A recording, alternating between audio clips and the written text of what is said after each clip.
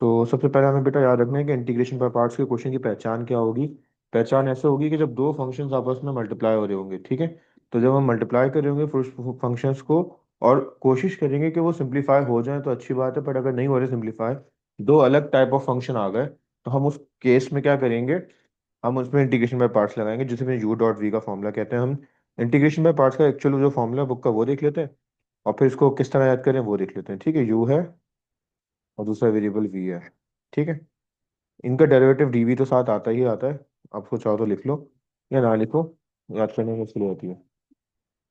सबसे पहले आपने यू को एज इट इज कॉपी करना होता है, और वी की तमाम वैल्यू के साथ इंटीग्रेशन आती है। ठीक है,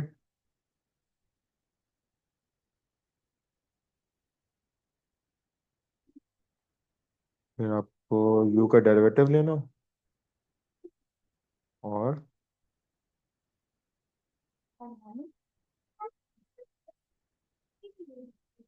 इंटीग्रल ऑफ वी।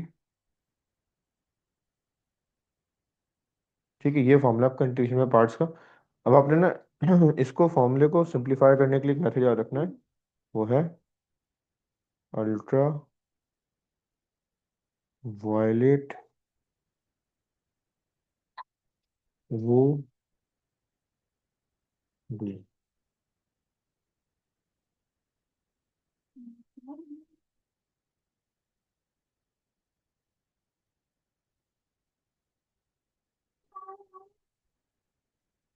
अब इसका मतलब है क्या, इसको समझ लेते हैं। ठीक है, एक बात याद रखिएगा, यहाँ पे तीन वर्ड्स हैं स्टार्टिंग के, यू, वी और डी यू। ठीक है, वी दोबारा दो दफा वी आ रहा है। ठीक है, इनके बीच में गैप को हम माइनस से कंसिडर करेंगे, इसको इस तरह पढ़ लें। ठीक है, इसको अगर आप फॉर्मूले से कनेक्ट करें तो याद रखिएगा, जहां भी वी का वर्ड यूज हो रहा है वो तो आपके पास इंटीग्रेशन के साथ आएगा ही आएगा ना। तो अगर आप गौर करें, ये अल्ट्रा हो गया यू की वैल्यू, फिर इंटीग्रल ऑफ वी, वी का ये रहा। ठीक है, फिर माइनस आ गया, फिर वी का इंटीग्रल है, और डी यू का मतलब है डेरिवेटिव ऑफ यू, और एक एक्स्ट्रा इंटीग्रेशन साथ इसके आएगी। ठीक है, तो इस तरह आपको याद रह जाएगा कि हमारे पास इंटीग्रेशन में पार्ट्स का फॉर्मूला कैसे सॉल्व होता है। मैं आपको कोशिश करके बताता हूँ कि हमारे पास इससे ज़्यादा सिंपलेस्ट फॉर्म क्या क्या हो सकती है, और आपके पास हम इसको यूज़ कैसे करेंगे, किसको यू रखेंगे किसको वी रखेंगे। उसके लिए आपके पास मैंने वीडियो भेजी थी, फिर मैं रिपीट कर देता हूँ। आई और लेट ना, आई लेट। तो आई लेट से आप याद रखोगे कि किस फंक्शन को पहले रखेंगे। LIA TE भी कर सकते हैं, TE को भी रिप्लेस कर सकते हैं, मसला नहीं, बट आईलेट में इसलिए रखता हूँ कि इनवर्स और लोगैरिथमिक फंक्शन तो वैसे भी सिंप्लीफाई नहीं हो सकते, उसको यू रखना होता है। ये इनवर्स ट्रिग्नोमेट्रिक फंक्शन होते हैं, ये लॉग फंक्शन होते हैं, ये अलजेब्रिक होते हैं, ये ट्रिग्नोमेट्रिक होते हैं, और ये एक्सपोनेंशियल होते हैं। हमने बस पहले देखते हुए वर्किंग करनी है। आपके पास स्टार्टिंग के क्वेश्चन सॉल्व हो चुके होंगे, आपने अगर इंट्रोडक्शन देख लिया तो। मैं आपको कराऊंगा एक्सपोनेंशियल वाला क्वेश्चन, एक्स क्यूब और ई एक्स ना, या एक्स स्क्वायर ई एक्स देख लेते हैं, क्योंकि शायद वो नहीं हुआ हुआ ना। ठीक है, तो हम पार्ट नंबर वन कर रहे हैं। क्वेश्चन नंबर वन का पार्ट नंबर वन गिवन है, एक्स स्क्वायर और ई एक्स और डी एक्स ना। अब आपको इसमें पता है अलजेब्रिक फंक्शन और एक्सपोनेंशियल फंक्शन है, तो अलजेब्रिक ए पहले आता है, एक्सपोनेंशियल बाद में आता है। इसलिए आपको ना दो हिस्सों में ब्रेक कर लिएगा, मेरा मेथड समझ लिएगा, काम इतना मुश्किल नहीं लगेगा आपको। उससे होगा ये कि हमारा थोड़ा सा आंसर जल्दी आएगा ना, इतना मतलब लेंदी नहीं होता। हम सबसे पहले यू को सेपरेट कर लें अगर, तो यू की वैल्यू हमने एक्स स्क्वायर कंसिडर की, बिकॉज ये अलजेब्रिक फंक्शन है और ये एक्सपोनेंशियल फंक्शन है। तो आई लेट में ए पहले आ रहा है, ई बाद में आ रहा है, इसलिए u is equal to x square. इसको डेरिवेट करें तो ये हो जाएगा यू डैश, डेरिवेटिव करते हैं तो यू डैश, और एक्स स्क्वायर का डेरिवेटिव होता है 2x। ठीक है, और फिर हम v को अगर देखें कंसिडर करें तो v की वैल्यू क्या है, e की power x। Integral of v करें, ठीक है, तो वो आ जाएगा आपके पास, क्या आ जाएगा, ई एक्स का इंटीग्रल ई एक्स ही रहता है। ठीक है, आपने ना, मैं आपको एक तरीका बताता हूँ, एक तरीका ये देख लें, एक और इसका भी शॉर्टेस्ट मेथड है। अगर डेरिवेटिव खत्म ना हो रहा हो तो क्या करना पड़ेगा। तो फिलहाल मैं आप उसमें फॉर्मूला में पुट कर देता हूँ। पहला क्वेश्चन करें थोड़ा डायरेक्टली मेथड, सिंपल मेथड से करते हैं, जो बुक का मेथड है। अप्लाई करते हैं इंटीग्रेशन बाय पार्ट्स।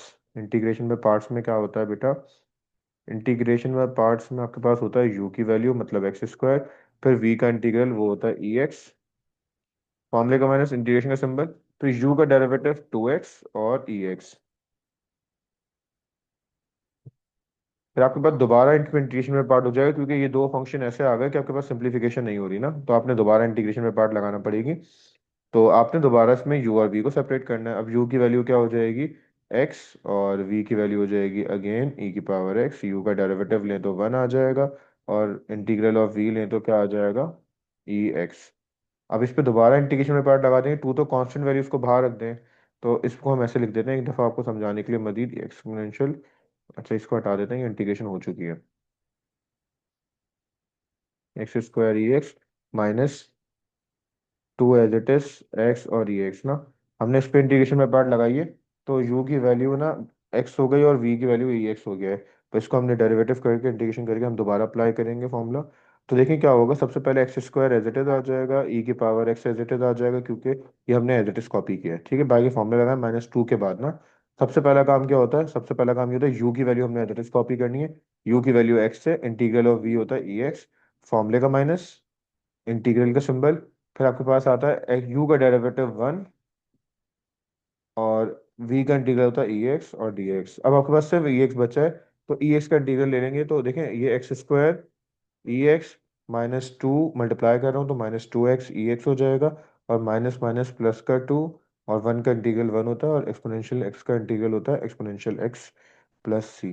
आपका ये आंसर आ जाएगा। ठीक है, आप ज़्यादा से ज़्यादा चाहो तो ई एक्स कॉमन ले सकते हो, बट ना भी लो तो काम हो जाएगा। मैं आपको एक और तरीका बताता हूँ, ज़रा सुनिएगा, वो भी मे बी वो आपके लिए ज़्यादा हेल्पफुल हो। कि अगर आपके पास इंटीग्रेशन करते हुए, मतलब डेरिवेट इंटीग्रेशन बाय पार्ट्स कर रहे हो, आपके पास काम आपको लग रहा है ये लेंदी हो गया सर, तो हम एक काम करेंगे, जिस तरह हमने यू लेट किया ना, वही दोबारा सेलेक्ट करते हैं, यू एक्स स्क्वायर, इसका डेरिवेटिव लें, एक्स स्क्वायर का डेरिवेटिव टू एक्स, दोबारा डेरिवेटिव लें, वो आ जाएगा टू। ठीक है, आपको शायद ये आसान लगे मेथड। और फिर यहाँ पे हम इसकी v की बात करेंगे, तो v का आपको पता है, v हमारे पास है e की power x, integral of v लें तो ई एक्स आ जाएगा, अगेन इंटीग्रल ऑफ v लें तो क्या आ जाएगा, e की पावर x। आपने क्या करना है, इसको कैसे सॉल्व करना है, आप देखिए मल्टीप्लाई करना है, पहले इसको इससे मल्टीप्लाई करना है, वो लिख दें, सबसे पहले वो लिख दें। आपको मैं डायरेक्ट करना बता रहा हूँ, तो एक्स स्क्वायर ई एक्स से मल्टीप्लाई होगा, तो एक्स स्क्वायर ई एक्स आ जाएगा। फिर आपने सेकंड वैल्यू के साथ माइनस लगाना है, और फिर इनको मल्टीप्लाई कर देना है। ठीक है, तो इसको मल्टीप्लाई कर देंगे तो क्या आ जाएगा आपके पास,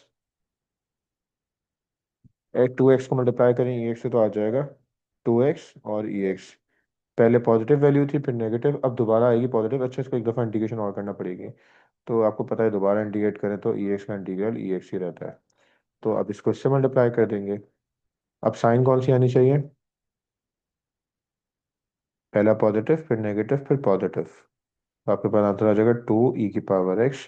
आप चेक करें और लास्ट में कांस्टेंट लगा देंगे, तो अब देखें हमारा आंसर, ये और ये आंसर बिल्कुल सेम मैच कर रहा है। तो इस तरह हम डायरेक्ट मेथड से कर सकते हैं, अगर कहीं पे इंटीग्रेशन बहुत ज़्यादा हो रही। ठीक है, तो इंटीग्रेशन पेपर बहुत सिंपल है, बस आपने करेक्ट मेथड और करेक्ट तरीके से सॉल्व करना है, इंशाल्लाह आपका काम इतनी जल्दी हो जाएगा, आप खुद हैरान हो जाओगे, इतना लेंदी काम नहीं है। ठीक है, तो यहाँ तक क्लियर क्लियर है आप लोगों को, उम्मीद है।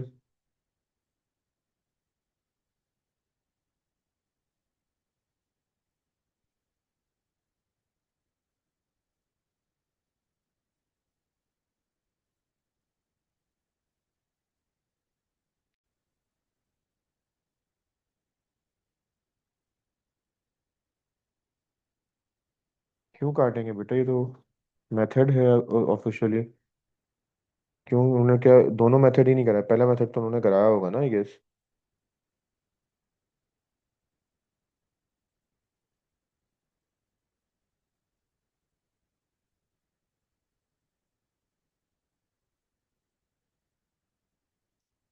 अब हम रिमेनिंग क्वेश्चन देख लेते हैं आगे और, ठीक है, ताकि मैं चाह रहा हूँ कि इंटीग्रेशन पे पार्ट आज कवर कर लें हम, फिर आप लोग इसके क्वेश्चंस कर लोगे ना, तो पार्शियल फ्रैक्शन करना करना रह जाएगी, पार्शियल फ्रैक्शन करेंगे इंशाल्लाह, फिर हम हमारे पास 6.6 और 7 साथ ही कवर हो जाएगी, इतना टाइम टेकिंग नहीं है वो।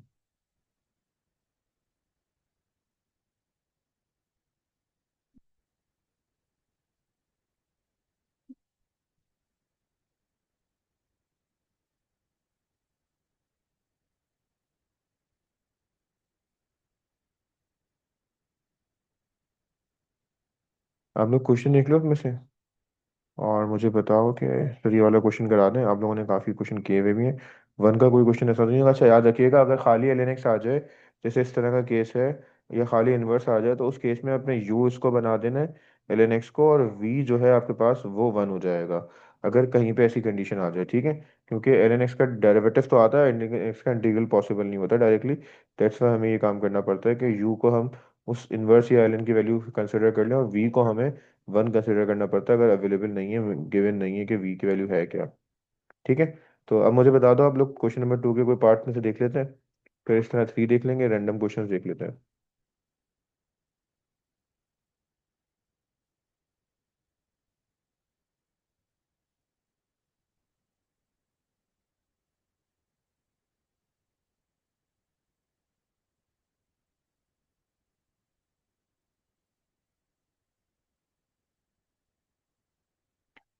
ये करवा देता हूँ मैं, एक्स की power minus three l n x, ठीक है।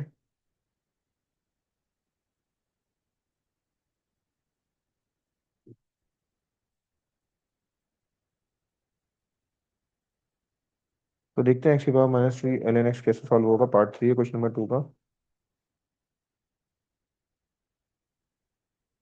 एक्स की power minus three l n x, आपको इसमें पता है ये फंक्शन जो है बेटा वो एल्जेब्रिक है, और ये फंक्शन लोगैरिथमिक है ना।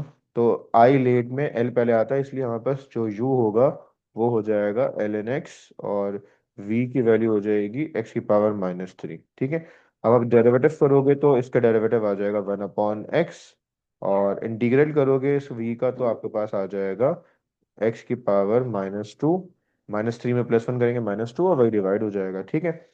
अब हम क्या करते हैं, अब ये काफी सिंपल हो गया ना, तो हम ज्यादा लेंदी काम नहीं करते। सिंपल ना, आप इसको क्या करें, इसको अगर आपको करने में प्रॉब्लम हो रही है ना, तो आपने इसको क्रॉस मल्टीप्लाई करना है, ठीक है। और क्या करना है जरा देखते हैं। आपने सबसे इंटीग्रेशन में पार्ट्स मेंशन कर लें, अपनी अपनी आसान वर्किंग के लिए बता रहा हूँ, तो यूं क्रॉस में पहले मल्टीप्लाई कर लें, इंटीग्रेशन में पार्ट्स लिखें, ठीक है।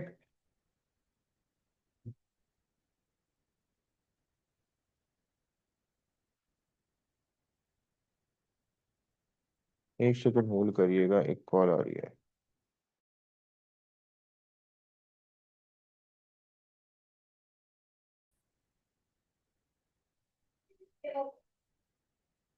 ठीक है, तो हम इसको इंटीग्रेशन में पार्ट से करते हैं, तो हमारे पास यू जो है एल एन एक्स जो है वो मल्टीप्लाई हो जाएगा एक्स की power minus two upon minus two से, फिर माइनस लगा के इंटीग्रेशन का सिंबल लगाएंगे, और आप इनको आपस में मल्टीप्लाई भी कर लो, ठीक है। इंटीग्रेशन का सिंबल लगाने के बाद मल्टीप्लाई करेंगे, ठीक है। तो क्या आ जाएगा वन अपॉन एक्स, और इंटीग्रल ऑफ वी की वैल्यू वही आ जाएगी हमारे पास पुरानी वाली, वो क्या होती है एक्स की power minus two upon minus two. अभी जो माइनस टू है ना, ये वाला माइनस टू और ये माइनस वन ना बाहर मल्टीप्लाई होके क्या हो जाएंगे, minus minus plus one upon to. तो अगर आप चाहें तो इस तरह लिख लें, माइनस वन अपॉन टू, नीचे ले जाएं एक्स को तो नीचे एक्स स्क्वायर हो जाएगा l n x, minus minus plus one upon two, और ये एक्स की पावर प्लस का वन है, और ये ऊपर माइनस टू है, बेसिस सेम है, डिवीजन हो रही है, तो minus two minus one minus three हो जाएगा। अब इसको इंटीग्रेट करना आपके लिए आसान है, इसको आप इंटीग्रेट करोगे तो आपको पता है क्या आएगा, minus one upon two x square नीचे वाला l n x, plus one upon two as it is, इसको इंटीग्रेट किया तो एक्स की पावर माइनस थ्री में प्लस वन करें तो माइनस टू आ जाएगा, और ये चीज़ डिवाइड कर देंगे और प्लस सी आ जाएगा, ठीक है। उसको मजीद सिंप्लीफाई करना चाहो तो आप क्या कर सकते हो, माइनस का वन अपॉन टू कॉमन ले लो, तो बचेगा, या माइनस का one upon two x square common ले लो तो बचेगा एल एन एक्स, और माइनस प्लस माइनस कॉमन गया हुआ, माइनस का वन अपॉन टू, और एक्स स्क्वायर भी कॉमन चले जाएगा, तो ये आपके पास सिंप्लीफाइड फॉर्म आ जाएगी इसकी, और ये इसका आपका आंसर हो जाएगा, ठीक है। हमने ना इसमें इसको नेगेटिव वैल्यू को नीचे लेके गए जब भी पॉजिटिव हुआ है, ठीक है। और ये माइनस का टू भी कॉमन ले लिया, इसलिए प्लस का one upon to, minus common लेने की वजह से प्लस, ये प्लस का हो गया, ठीक है। तो आपके पास ये आंसर हो जाएगा, इसमें कोई कंफ्यूजन है तो पूछ लें, क्योंकि इंटीग्रेशन के क्वेश्चन बाय पार्ट्स के हैं, स्पेशली बहुत आसान आसान से। मैं आपको कोई ऐसा करा देता हूँ जो मुझे लगता है कि शायद इसमें प्रॉब्लम हो सकती है आपको, जैसे कि इनमें को इनको देख लेते हैं, ये तो आपके पास क्वेश्चन है ना, पार्ट नंबर सिक्स, इसको देख लेते हैं, ठीक है। Tan x upon cos square x और एल एन टेन एक्स,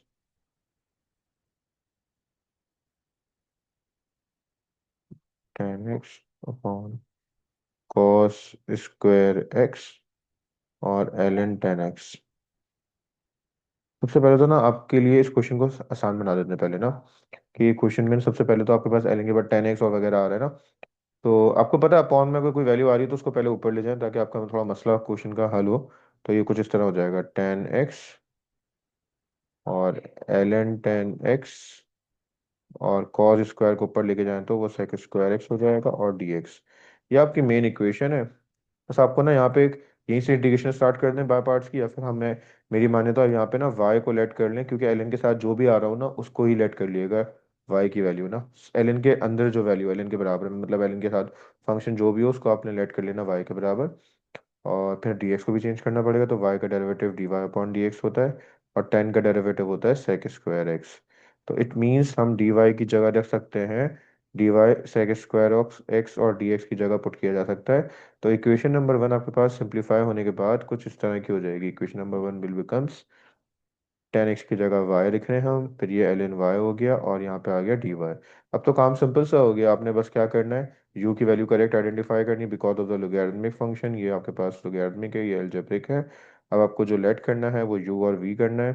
तो हम यहाँ पे थोड़ा सा डिफरेंट करते हैं इसको, u की वैल्यू हम ले लेते हैं ln y, बिकॉज आपके पास जो फंक्शन है वो लॉग का पहले आता है एलिएट में। और फिर y की वैल्यू हम, सॉरी v की वैल्यू जो है हम ले लेते हैं, v की वैल्यू हम ले लेते हैं y। ठीक है। डेरिवेटिव लें ln y का तो 1/y आता है, और इंटीग्रल ऑफ v लें तो इंटीग्रल ऑफ v होता है y² अपॉन 2। ठीक है।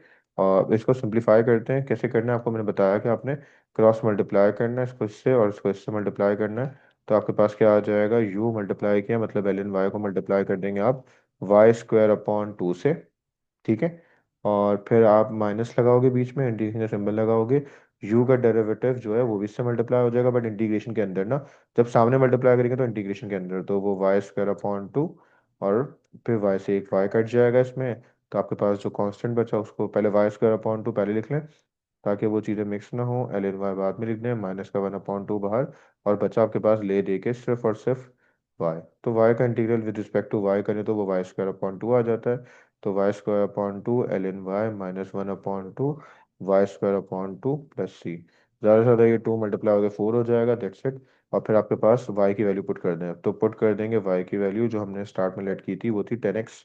तो वापस 10x की वैल्यू सब्स्टिट्यूट हो जाएगी, तो ये हो जाएगा 10 square x upon 2 ln 10x, और -1/4 और 10 स्क्वायर x। ठीक है। तो बस इस तरह से ये सिंपल हो गया। आपके पास इस तरह से आंसर आ जाएगा, कोई क्वेश्चन इस तरह का दे दिया जाए तो परेशान होने की बात नहीं है। मैं कुछ चीज़ें बता देता हूँ वर्किंग करने के लिए, ताकि आप थोड़ा तेज़ी से इसको कर सको। इतना लेंदी नहीं, मैं चाह रहा हूँ कि आज ही इसको कवर कर लें। तो आपने अगले वाले पार्ट में जितनी सारी चीज़ देखी है, कॉटेक्स को लेट कर लेना है इसमें, इसमें सेक एक्स को लेट कर लेना है, और इसमें कॉसेक एक्स को। और अगर ln x/x² है तो उसको नीचे से ऊपर लेके जाइएगा पहले, और फिर देखिएगा क्या वर्किंग हो रही है। और सेक क्यूब में आपने इसको ब्रेक कर लेना है, सेक एक्स में और सेक स्क्वायर एक्स में। ठीक है। और फिर आपके पास ये है कि इन क्वेश्चन में आपके पास सेक स्क्वायर का आपने लेट कर लेना है, क्योंकि आपको डेरिवेटिव सेक का आता है निकालना, पर सेक स्क्वायर एक्स का नहीं आता। ठीक है। तो आपने क्या करना है, सेक स्क्वायर एक्स का इंटीग्रल निकाल लेंगे, इसको वी कंसिडर कर लिएगा। मैं आपको बता देता हूँ यहाँ पे ना, ताकि आपको प्रॉब्लम ना हो, और ये इसको यू कंसिडर कर लिएगा। ठीक है। इसमें भी कॉसेक क्यूब और कॉसेक स्क्वायर और कॉसेक क्यूब कर लेंगे, तो कॉसेक स्क्वायर एक्स और कॉसेक एक्स, इसमें अगेन कॉसेक स्क्वायर का इंटीग्रल पता है, इसको वी रखें। जिसका इंटीग्रल पता हो ना उसको वी रख लें। और फिर यू तो डेरिवेटिव तो हमें सबके पता ही है, तो derivative is not an issue ना।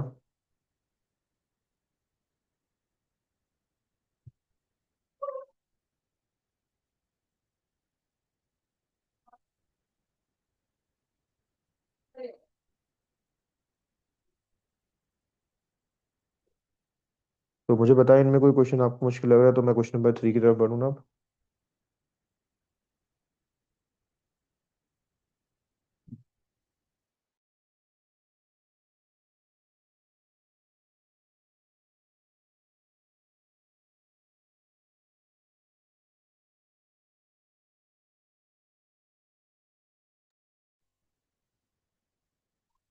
ठीक है।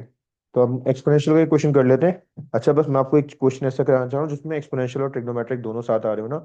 वो रीजन कराने का ये है कि उसमें ना आंसर रिपीट हो रहा होता है। रिपीटिशन से मुराद बेटा ये है कि मतलब एंडिंग नहीं हो रही होती ना, तो उसकी एंडिंग कैसे करनी है, x square sine x solve हो जाएगा, ये पहले का क्वेश्चन है। ये कॉट को ऊपर लेके जाएंगे, कॉसेक स्क्वायर बन जाएगा, तो ये भी हो जाएगा, क्योंकि ट्रिग्नोमेट्रिक और अलजेब्रिक आ रहा है तो अलजेब्रिक को यू रखेंगे, ट्रिग्नोमेट्रिक को वी रखेंगे, ये भी हो जाएगा। साइन स्क्वायर अब ऊपर जाके सेक स्क्वायर हो जाएगा, सेक स्क्वायर को अगेन वी रखेंगे, ये भी हो जाएगा। हाँ, ये देख लेते हैं, e की पावर 2x और साइन 2x ना। पार्ट नंबर कौन सा है? पार्ट नंबर है 7।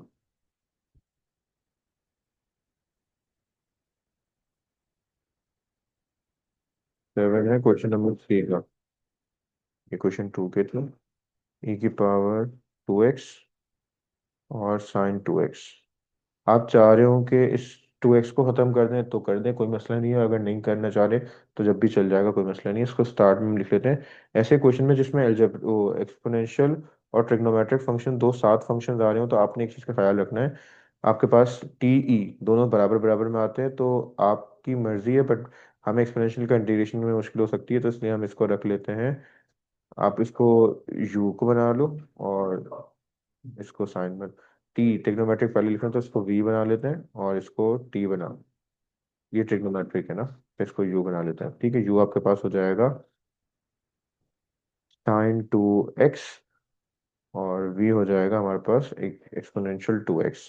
ठीक है, इसको डेरिवेट करेंगे तो साइन का डेरिवेटिव होता है cos, और एंगल का डेरिवेटिव अलग से करें तो 2 एक्स्ट्रा आएगा। ठीक है, और v को इंटीग्रेट करें तो आपको पता है इंटीग्रेट करने के लिए ना मल्टीप्लाई और 2 और डिवाइड करना पड़ेगा 2।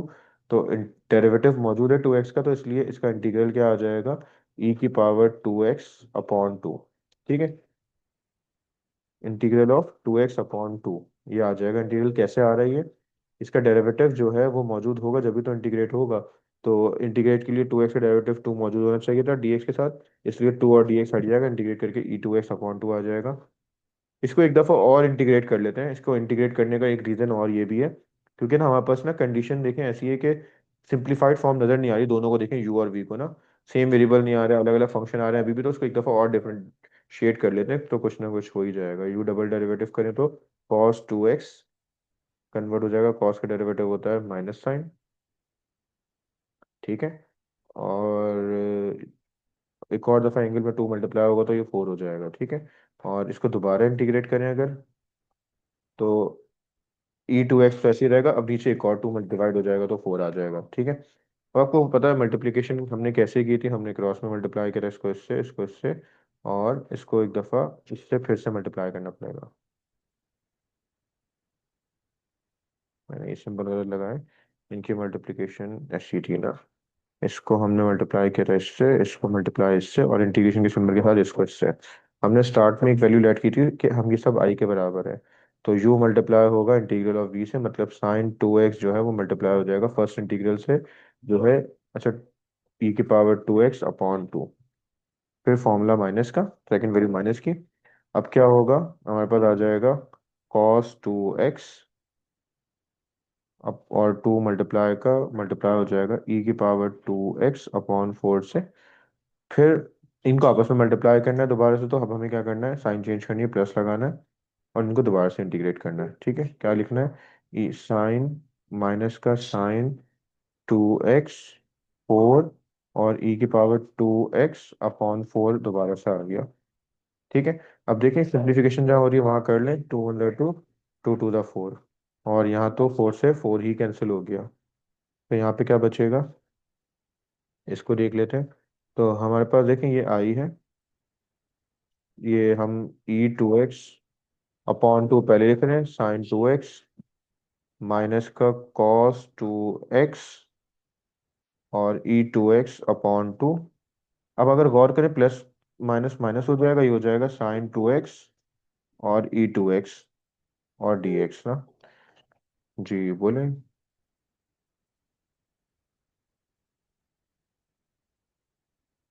बाबा बोल।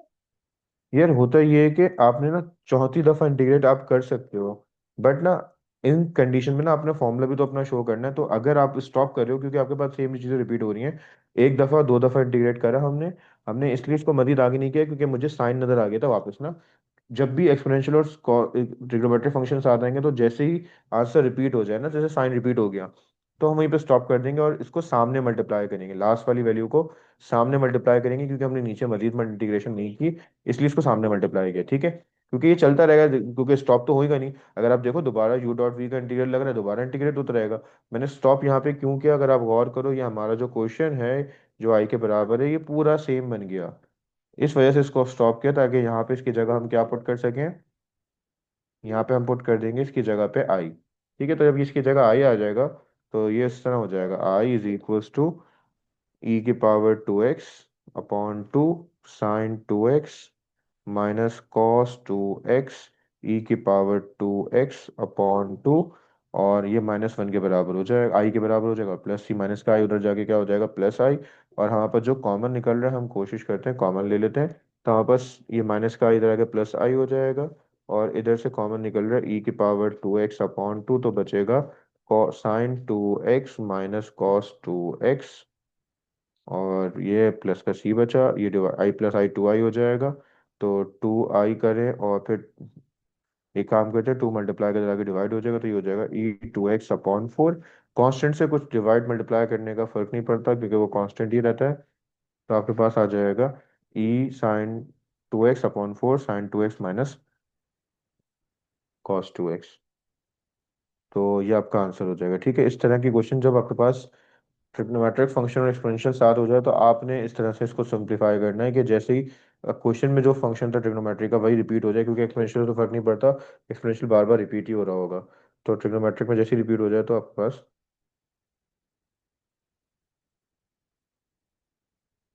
तो इस तरह हम सॉल्व कर सकते हैं। ठीक है, तो आपकी कोई और कंफ्यूजन हो तो प्लीज डिस्कस कर लिएगा।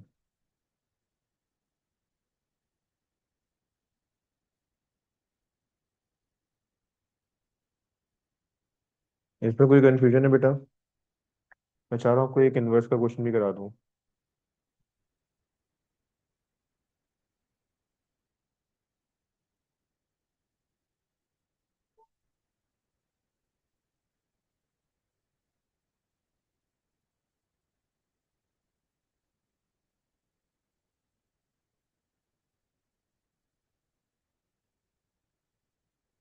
ठीक है। ठीक है, तो बस ये इतना मुश्किल नहीं है, इनवर्स के क्वेश्चन की तरफ बढ़ते हैं हम। इनवर्स का एक क्वेश्चन कर लेते हैं तो आपकी आसानी हो जाएगी, तो हमारा ये एक्सरसाइज कंप्लीट हो जाएगी इस तरह। ठीक है बेटा, इसको सिर्फ मुश्किल बनाया गया है नहीं मुश्किल ये, पढ़ाते हुए हमें भी बड़ा मुश्किल पढ़ाया गया था इसको। तो आपको मैं क्वेश्चन सॉल्व करा देता हूँ, कौन सा कराऊँ, टेन इनवर्स 2x कौन सा कराऊँ, जल्दी से बता दो, हमारे पास 6 मिनट है।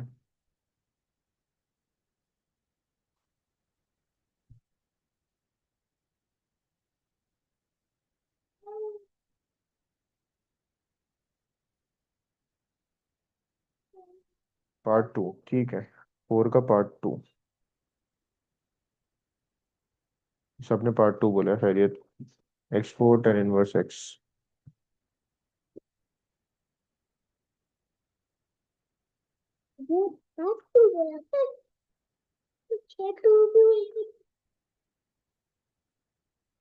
तो इनवर्स वाले फंक्शन तो आपको पता है कि ये तो मस्ट है आपके पास, ये इनवर्स का फंक्शन है तो ये तो लाजमी u बनेगा, तो ये v बन जाएगा। ठीक है, इंटीग्रेट कैसे करेंगे वो देख लेते हैं। अच्छा, आपने मुझसे क्वेश्चन भी ये पूछा था, याद आया मुझे, ईशल ने। ठीक, चले कोई नहीं, इसको हम देखते हैं। सबसे पहले u और v को ब्रेक करते हैं, इसके बाद काम करना आसान हो जाएगा। u की वैल्यू हमारे पास हो जाएगी इसमें टेन इनवर्स x, क्योंकि उसका डेरिवेटिव हमें पता होता है, और v का वैल्यू हो जाएगी x4। ठीक है, तो हम इसको जब इंटीग्रेट डेरिवेट करेंगे u को तो ये आ जाएगा 1/1 + x², और v को इंटीग्रेट करेंगे तो आ जाएगा x5/5। ठीक है, तो इतना मसला नहीं है इसमें। इसमें बस हम इसको मल्टीप्लाई करते हैं, तो बताया क्रॉस मल्टीप्लाई, और फिर इसको आपस में मल्टीप्लाई करेंगे। जब इनको आपस में मल्टीप्लाई करेंगे, when we multiply both of them ना, u इंटीग्रल और v इंटीग्रल, तो साथ एक इंटीग्रल भी साथ आता है, बस ये बात याद रखिएगा। सबसे पहले आपने u की वैल्यू रखी टेन इनवर्स x, और फिर आपने उसको v की इंटीग्रेट की वैल्यू के साथ मल्टीप्लाई कर दिया, फिर साइन माइनस क्या आएगी, इंटीग्रेशन के अंदर आपके पास u का डेरिवेटिव 1/1 + x², और v का इंटीग्रल आ जाएगा वो है मैंने यहाँ पे 5 लिखना था, 4 लिख दिया मैंने, तो यहाँ पे 5 आएगा, x5/5 प्लस dx लिख देंगे, प्लस सी लास्ट में यूज करेंगे, छोड़े इसको। अब देखिए यहाँ पे एक चीज़ हो रही है, कॉन्स्टेंट 1/5 को ना, एक काम करें हम बाहर लिख लेते हैं, 1/5 कॉमन ले लें, और आपके पास आ जाएगा x की पावर 5 बचेगा, और टेन इनवर्स x, और ये हो जाएगा -x5/1 + x²। तो मैं एक ब्रेक कर रहा हूँ x4 और 1 + x² में इसको, और यहाँ पे एक x अलग कर लेता हूँ dx ना। अब आप चाहें तो बेटा इस क्वेश्चन को मुश्किल बनाना चाहें तो आप बना लें, वरना सब्स्टिट्यूशन वाला काम कर लें जो आपने 6.2 में पढ़ा था। क्या करना है, यहाँ पे इस हिस्से पे हम वर्किंग कर रहे हैं। इस हिस्से पे क्या वर्किंग कर रहे हैं वो जरा देख लें। इस हिस्से पे हम वर्किंग ये कर रहे हैं कि यू को लेट कर रहे हैं 1 + x² के बराबर। और अगर एक्स स्क्वायर की वैल्यू अलग करें तो प्लस का 1 हो जाएगा, माइनस हो जाएगा u-1। और एक्स स्क्वायर पे भी स्क्वायर करें तो ये हो जाएगा पावर 4। और u-1 का होल स्क्वायर जो कि बराबर होता है ये फॉर्मूला लगा के a² - 2ab + b² के। ठीक है। अब अगर आप इस पे कंडीशन अप्लाई करें तो सब कुछ सेम रहेगा, these all values are remain same. कम होगा सार इसके बाद। ठीक है, काम क्या हो जाएगा, ये कन्वर्ट हो जाएगा यू में ना। अच्छा, इसका डेरिवेटिव अगर लें तो डी यू बराबर हो जाएगा 2x और dx के। तो हमें तो 2 नहीं चाहिए, तो 2 उधर जाके डिवाइड हो जाएगा। ठीक है, यहाँ से 2 हटा देता हूँ और तो 2 उधर जाके डिवाइड हो जाएगा, तो हमारे पास 1/2 dx बन जाएगा। तो हमारे पास जो काम है ना उसको अलग से हम कर लेते हैं। ये आ जाएगा u² - 2u + 1, पूरे के नीचे u आ रहा है, और इधर आ जाएगा du/2। टू कांस्टेंट है, बाहर लिखते हैं नेक्स्ट स्टेप में। और इंटीग्रेट करने के लिए 1/2 बाहर लिखा। u² / u, सबके नीचे डिवाइड करें तो u बचेगा, ये 2 हो जाएगा और ये 1/u हो जाएगा। अब इसको इंटीग्रेट करना आपके पास आसान हो जाएगा, इंटीग्रेट कर लें, फिर लास्ट में u की वैल्यू पुट कर देंगे। -1/2 विल रिमेन सेम, और u का इंटीग्रल होता है u²/2 -2u, और 1/u का इंटीग्रल होता है, आपको अंदाजा होगा, ln u प्लस सी। वापस u की वैल्यू पुट करते हैं, u की वैल्यू क्या आती है 1 + x²। Put value of u, तो ये हो जाएगा 1 + x²। तो आपके पास पुरानी वैल्यूज के साथ हम पूरा क्वेश्चन लिख देते हैं। हमने 1/5 कॉमन लिया था, 1/5 कॉमन लिखते हैं। फिर हमारे पास था x5 tan−1x। ठीक है, फिर माइनस का 1/2 है हमारे पास, ब्रैकेट तो हमें करली यूज करना पड़ेगा, करली ब्रैकेट। और हमारे पास इंटीग्रेशन करने के बाद आया, u की वैल्यू भी पुट कर देता हूँ साथ साथ ब्रैकेट के अंदर। u की वैल्यू हमारे पास जो है वो है 1 + x² / 2। ठीक है, यहाँ पे एक और करली ब्रैकेट तो इसको स्क्वायर ब्रैकेट में रहता है। और आपके पास आ जाएगा -2, u की जगह 1 + x², और प्लस का ln, और u की जगह 1 + x²। आप इसको मजीद सिंप्लीफाई करना चाहें तो सिंप्लीफाई कर दें, कोई फर्क नहीं पड़ता। देख लेते हैं मजीद सिंप्लीफाई होके क्या ही हो जाएगा। 1/5 को मल्टीप्लाई कर देता हूँ, ये हो जाएगा 1/5x5 tan−1x, और 2 to the 4, 4×5 = 20, माइनस का 1 + x² की पावर 2 है ये। तो नीचे 4, 2 to the 4, 4×5 = 20 आ जाएगा विद पावर। और ये माइनस माइनस प्लस, 2 से 2 कैंसिल हो जाएगा इसका, सो बचेगा 1/5 1 + x²। और साथ आ जाएगा ln के साथ 1/5 ln 1 + x², और प्लस सी। ठीक है, इससे ज़्यादा सिंप्लीफाई हो नहीं रहा, ये आपका आंसर हो जाएगा। सिंप्लीफिकेशन करना चाहें तो इन दोनों की हो सकती है, फॉर्मूला ओपन करना चाहें तो कर लें, बट अगर आप यहाँ पे रहने दें तो काम हो गया। ठीक है, तो इस तरह से हम अपने क्वेश्चन को सिंप्लीफाई कर सकते हैं और ऐसे क्वेश्चंस को सॉल्व कर सकते हैं। तो हमारा इंटीग्रेशन पार्ट्स को मेरे हिसाब से हम यहीं पे क्लोज करते हैं। अगर फिर भी कोई क्वेश्चन आपको लगे तो please do share with me ना, ताकि हम उसका सिंप्लीफिकेशन निकाल सकें।